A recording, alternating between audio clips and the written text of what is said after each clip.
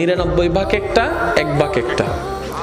এই 1 ভাগ রহমতকে আল্লাহ সমস্ত সৃষ্টির কাছে বিতরণ করে দিলেন।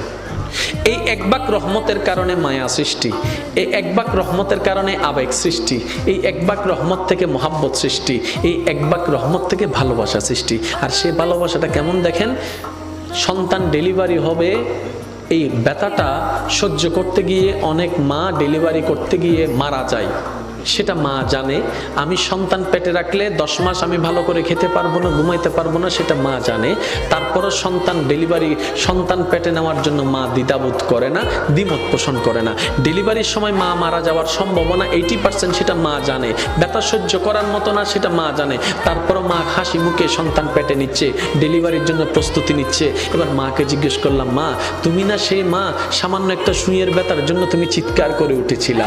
তুমি না সেই মা সামান্য একটা তেলাপোকা দেখলে লাফ দিতা? তুমি না সেই মা টিকটিকি দেখলে এই দিক থেকে ওদিকে দৌড় দিতা? তুমি না